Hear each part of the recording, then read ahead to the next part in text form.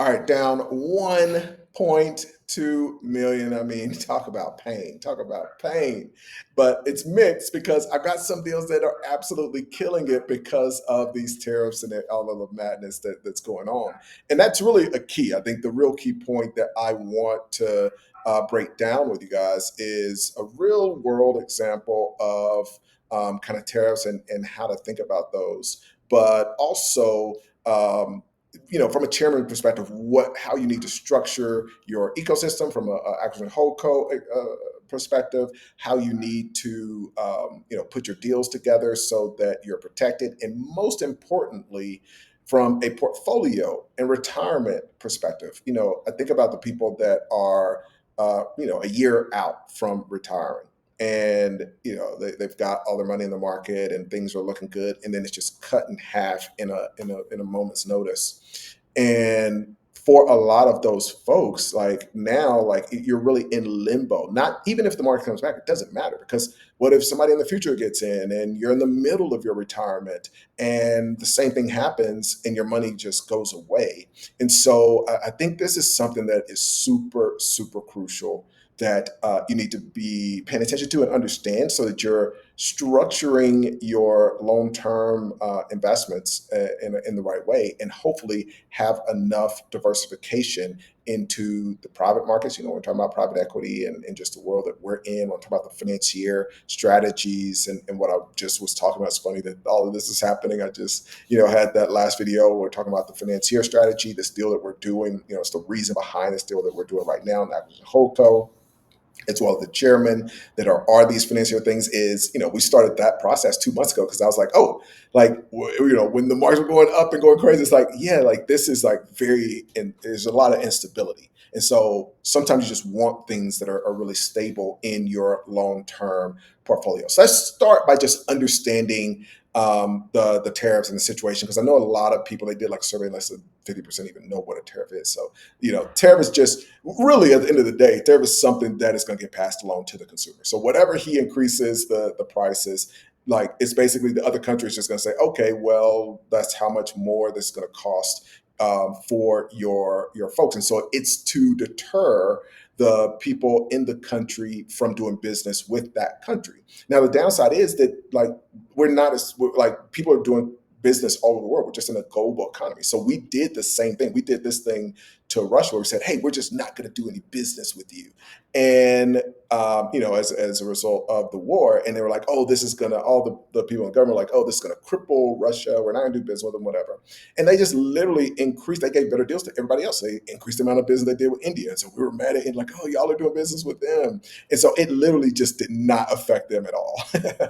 And so now, we've got this thing with China. China's doing business all over the world. But that's just so you can understand the tariffs. Now, here is the thing. I actually am in total favor of the fact that things have to change. It's like, the funny thing about this is it's what I've been preaching as far as like diversification internationally and into these other assets, because like it just is over for America. If this deficit continues, then long term it's over. And so it's more about how it's handled. And I think this is a really great um, lesson for deal makers, like for us, and like how we do deals, because you can do the right deal, you can do the right thing and still lose if you're doing it the wrong way. So if you do the right deal the wrong way, it doesn't matter. You can just still lose a ton of money. So approach really matters. When President Trump addressed and kind of had this message, it was basically like having a sledgehammer against a teacup. It was just like, it was perceived as bullying in a lot of these countries. A lot of the countries are just very, very small.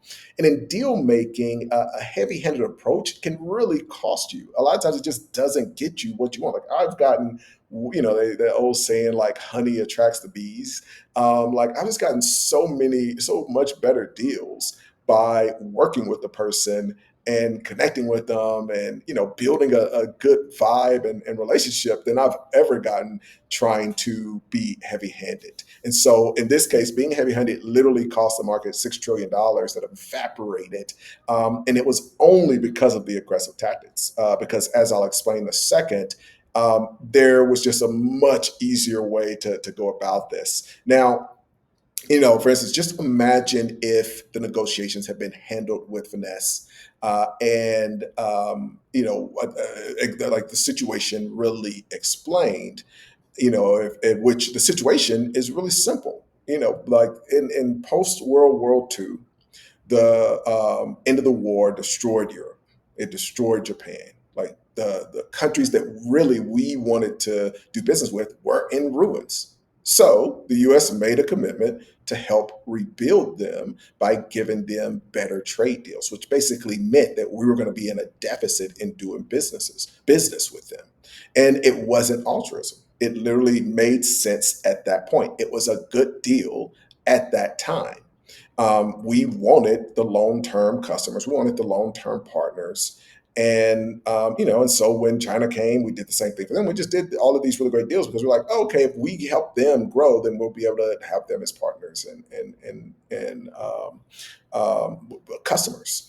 And so, China rose to be extremely powerful. And they got that same kind of deal. But over time, those deals were just really outdated.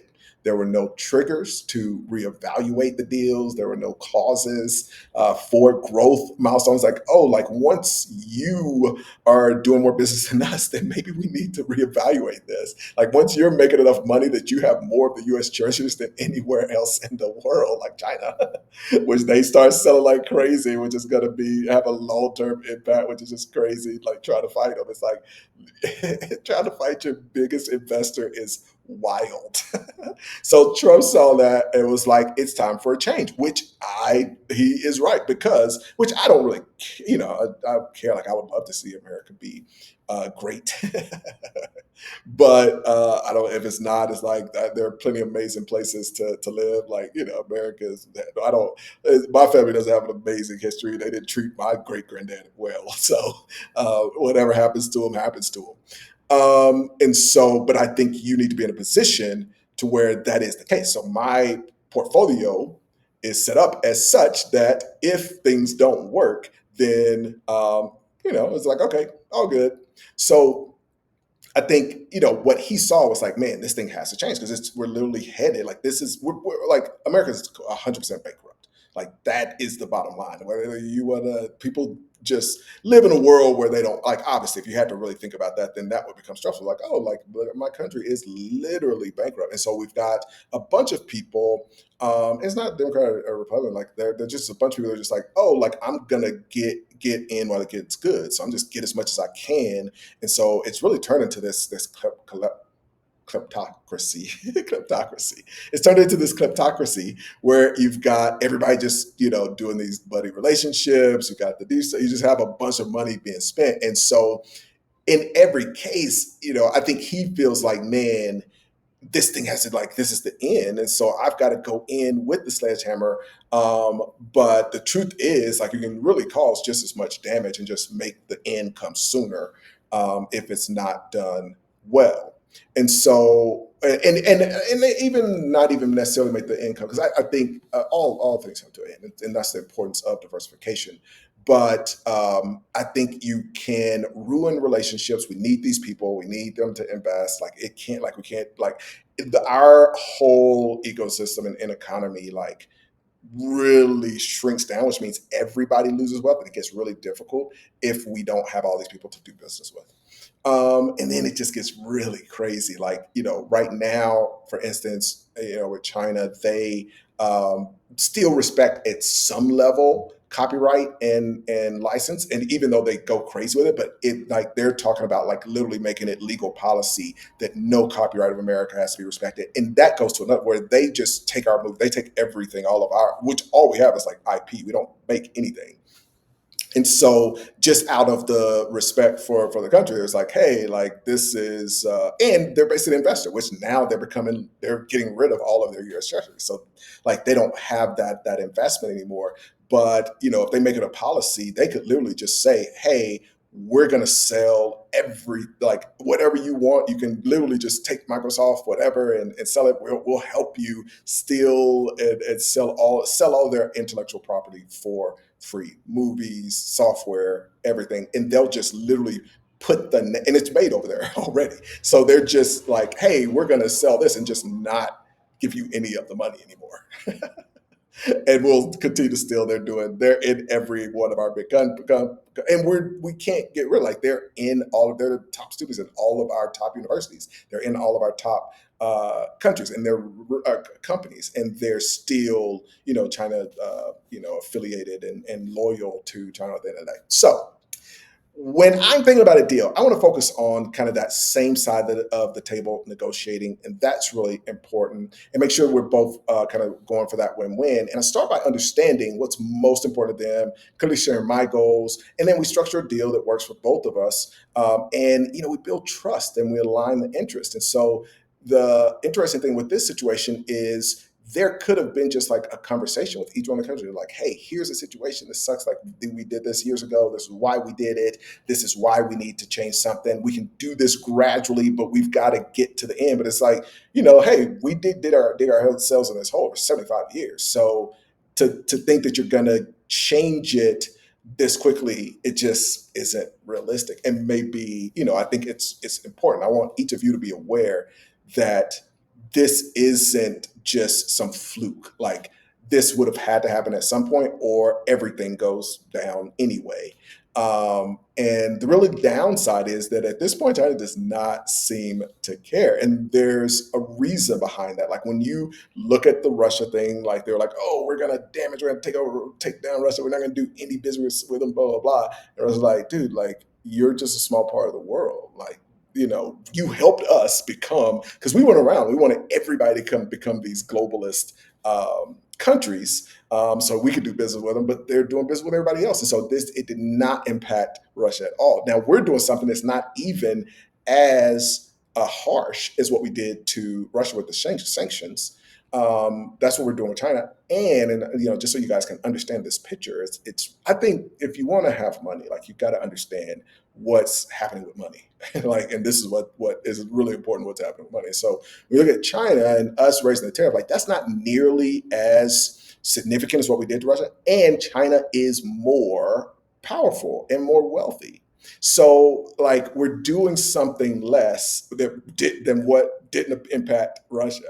And we're doing it to somebody that's way more powerful. And so far, China's like, bet, let's go. We want this. Because with that tariff, what we're doing, and like us killing our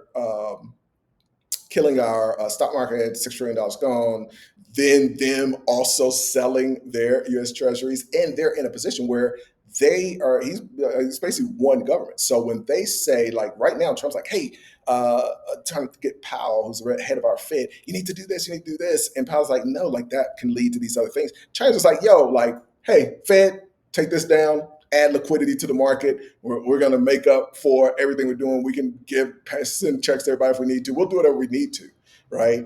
If we want to do a stimulus to help people, Trump then has to go and get that approved. And those folks don't want to work with it. So it's like, you are trying to do this thing with this huge sledgehammer, and you don't even have the other people on board that you would need to, like China does, where they're already in motion and they are acting excited about this. Because what we're doing by saying, hey, we're going to raise this, and I'm going to basically increase the prices for all this stuff that, people are going to want to buy stuff off Temu and Shein and all this stuff. And so that's like the funny part, but like literally just our whole economy. And so it's like, oh, I'm going to raise the prices on all of my people. They're like, it's like us going to our enemy and saying, hey, you know what? If you don't do what I want you to do, I'm going to stab myself.